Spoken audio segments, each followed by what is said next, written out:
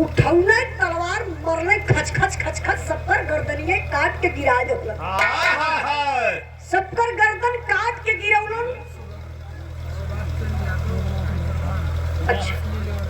अच्छा लिलोरा के धरती से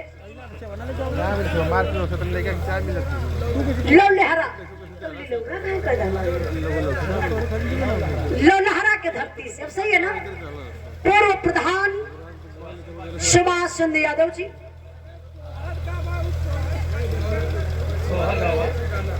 अच्छा आपके तरफ से 500 रुपए का पुरस्कार आपके चरणों में बहुत बहुत प्रणाम आशीर्वाद का जा रही। ठीक हो भैया, चचा का फरमाइश सोहर, भैया का फरमाइश समाजवादी, कुल होई बारी बारी से। पहले बिरहा के सुन ली। बिरहा मार कहाँ पहुंचल रही है? अरे वाह क्या बात है। देखा है कि एक मास्टर साहब का जरा बिरहा का सुनवैया नहीं, जहाँ पूछना वहाँ लोग बता देते हो। अब बाबू लड़ाई शुरू हो गई। लोरिक लड़ैया के जीत गई। डोला लेके कहाँ अलन? वही मारकुंडी पहाड़ी पर। ये अपना इतिहास है। कभी कोई आपसे पूछे कि यादव का इतिहास क्या हो तो आप लोग क्या बताइएगा? मारकुंडी पहाड़ी। जब हमार बिरहा सुन ले रहा तो लोग कह देबा कि हाँ यार उजाला कहा तली कि यादव वंश का इतिहास वीर लोरी का बात याद कर बा, बिरहा याद कर बा, आप लोगों के पता चल जाएगी। अब वही मारकुंडी पहाड़ी पर डोलवा लोरी के रखलन। वही डोलवा में से मंजरी कहली कि पति देव हमरे नैहरे का पहला डोला है जो सुरक्षित जात बा, हमरे नैहरे में कोनो निशानी दे देगी। तारा वीर लोरी निकाल लिया तलवार, खींच के मरले। लोरी के विशाल पत्थर है, पत्थरा दो टुकड़ा में हो गया। छोटवार मत समझा कि इतना बड़ा, एक टेंटवा का आधा आधा माना। इतना विशाल पत्थर को मार करके लोरी दो टुकड़ा में कर देते हैं। मंजरी 5 जगह जाए कि सेनुरे से टीक दहली। आज भी लोग कहेला कि बरसात के मौसम में देखा तो लगला कि सेनुरा कोई ताजा टीक के गयल बा। बारात लेके लोरी कैलन वापस करगौरा गांव में। ई खबर मिलल बाबू चनवा के आग बबूला भइल। चनवा लोरी के बलौलस वही पिपरे के पेड़े तरे कैलस का मास्टर साहब टेरी गलत।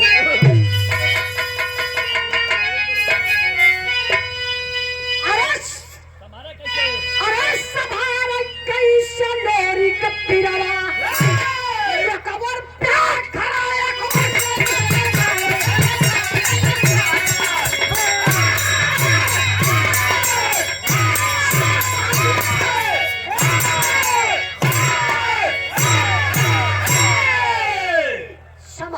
कैसे लोरी के बिरवा। चनवा कलश का हो प्यार कैला तो बड़ा हम नीक लगली। हम बसाए लगली जाए के मंजरी से बियाह करला, लियाई के दुल्हन बनाई के घर में रख लला।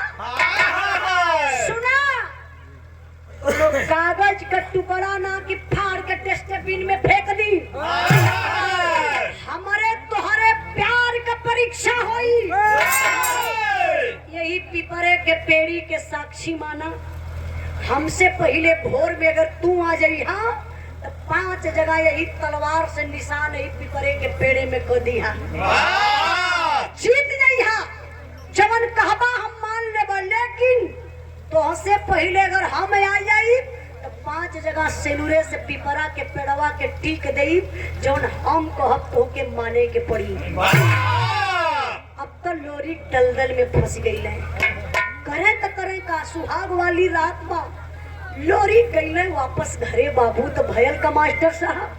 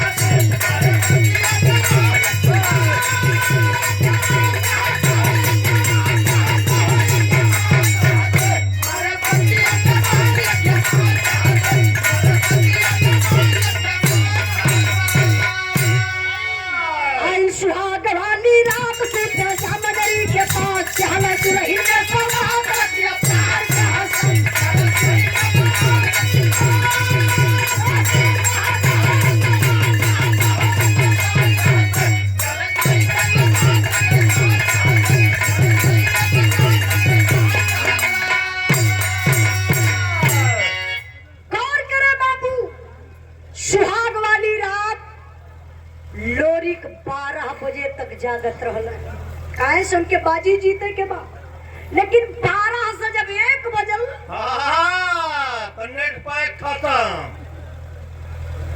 थकल शरीर, लोरी के नींद आई गई। जब लोरी सूत गई बाबू तो भोरहरिया का 4 बज गल। और जब 4 बजल तो लोरी कड्डी टूटल। कहला बाप रे बप्पा लगत बा बजिया हार जइबे। हाय हाय हाय हाय देखले मंजरी सूतल बा, एगो चादरा मंजरी के ओढ़ाई के बाबू अल्लई के तलवार और लोरी का दिमाग देखा। आप मुन्ना प्रधान कुड़हा लंबी से ना, आपके तरफ से 200 रुपए का पुरस्कार छा। प्रधान जी की तरफ से आपके चरणों में बहुत बहुत प्रणाम, आशीर्वाद का चाह रही। सब भाई लोगों की नमस्ते प्रणाम। बिरहा पर ध्यान दे, जे भाई भोजन ना करिए बा घराती बराती पक्ष आप लोग जाए के भोजन कर ले। हाँ करा बंद हो जा।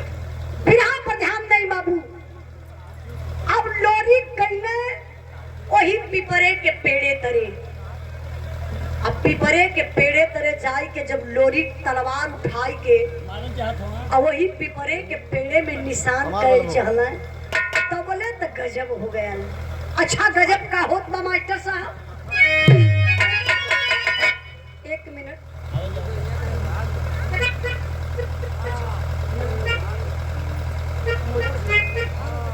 आप कन्या पक्ष से लड़की के पिताजी हैं आप मनोज यादव जी। बताया जाता है बाबू दुनिया का सबसे बड़ा दान कन्यादान होता है। जो पिता अपनी बेटी दे दिया समझ लीजिए वो सब कुछ दे दिया। हाय हाय हाय हाय रुपया पैसा दे देबा, घर से इतना गेहूं चावल दे देबा, तब वो अंदर से दिल कचोटी। घर के को कोनो बच्चा बकरी का अगर वहू के बेच देबा नहीं के के दान दे देबा तब वो कबा रे सलवा हम दे दे। लेकिन एक माँ बाप, एक मतारी बाप 18 से 20-25 साल पाल पोस के सयान करना, जब 2 रोटी का समय वाला कि बिटिया माँ गिलासा से पानी दे रोटी बनाई तब लोग दूसरे के घरे चल जाले। ये परंपरा बा। यही से कहा जाला कि बेटा से 1 कुल, बेटा से 2 कुल, सॉरी बेटी से 2 कुल बसता है बाबू। बाबूजी के चरणों में बहुत बहुत प्रणाम। सुंदर पुष्पहार और 500 रुपए का पुरस्कार देकर के सम्मान किए। ऐसे ही बाबू आप लोग शांति बनौले रही। 2 से 4-5 मिनट बिरहा एकदम करीब हो गई बा। कहानी समझी आप। लोरी का कहले अपने मंजरी दुल्हन के सुतल छोड़ के सीढ़ी लगौला वही अंगना में। जंजीरी अंदर से बंद बा, दरवाजा सिटकनी अंदर से बंद। अब खपड़ैला पकड़ के नीचे उतर गई, तलवार लेके पहुंचल वही पिपरे के पेड़े तरे। निशान कहल चाहला बाबू तबले वही पिपरा के पेड़वा के यहाँ चपक के चनवा खड़ी रह। हाय हाय हाय हाय लोरी कजाई के कड़ाई पकड़लस। अइला है पिपरे के पेड़े में निशान करे। तनी हमार बात सुना, बड़ी ऊंची बात चनवा कहलस बाबू। का कहलस?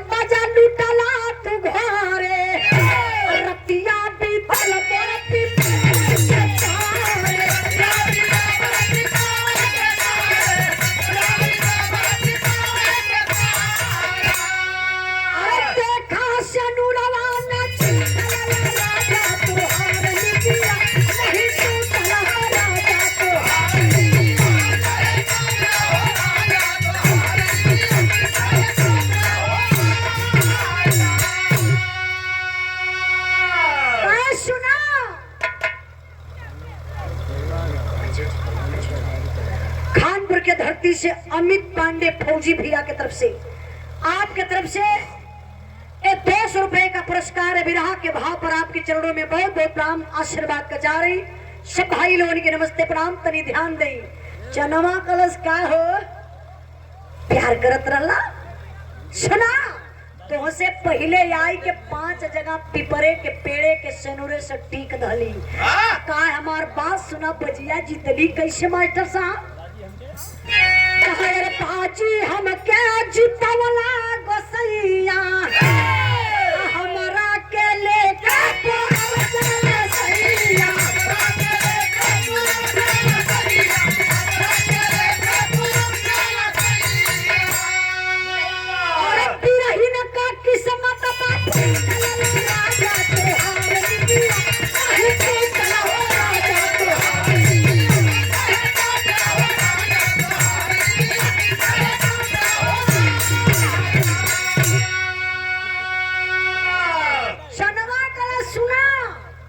बाजी जीत गईली तो के छोड़ा बना।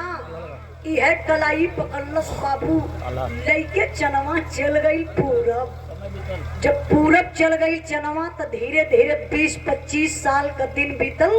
एक बार लोरी के याद आयल अपने मंजरी बिहौतिया का। चलल हम मंजरी से मिले बदे लोरी, तो चलल कैसे हुआ बिरहा में अल्लाह कलाई मास्टर साहब।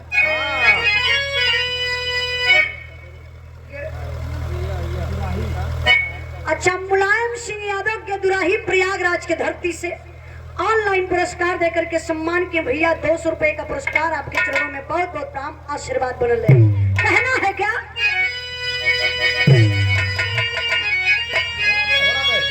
अरे घोड़े पे सवार होके लोरी का नहीं चढ़ावा भाई।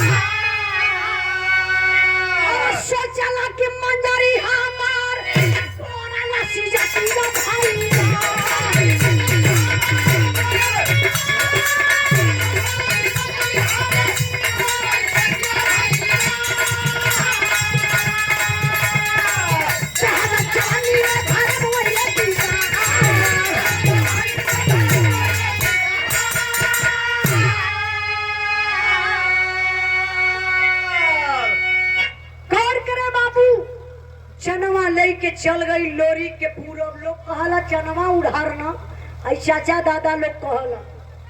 चाचा दादा लोग जब लोरकी गावा तो यह लोग बतावा कि चनवा उड़ार नहीं, लोरी का कलाई पकड़लस। चनवा लेके जब पूरब गई, धीरे धीरे 20-25 साल का दिन बीतल।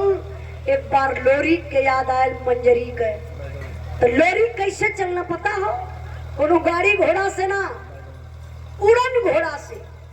लोग पहले बतावे कि घोड़न के पंख लगल रहे। अब वह पंखवा निकाल के हेलीकॉप्टर में लगा गया। ये तो इंजीनियर होकर हम लोरी के ऊपर ऊपर उड़त हम, पूरे गांव का हाल चाल ले हम। जब अपने अंगना के बीचों बीच लोरी कैले ना, तो ही अंगनवा के ऊपर मेड़ रात हम। लोरी का निगहिया वही अंगनवा में पहुंचल। अजोरिया रात लोरी देखना कहले कहोई तो मंजरी सुतल बा। भैया है भैया, अब मंजरी के बगल में पट्ठा नौजवान मर्द सुतल बा। अरे लोरी का अखियां लाल हो गई, बड़ा टनक कहले कि मंजरी हमारे जियते दूसरे मर्दे के साथे सूतल बा। इज्जत माछी कैसे घोटाई। लोरी कहले ना रही पास ना बाजी बांसुरी। सुतल दुनहुन का गर्दनिया काटब। ए बाबू वही ऊपर से लोरी तलवार निकल अब कहल सुतल गर्दन मंजरी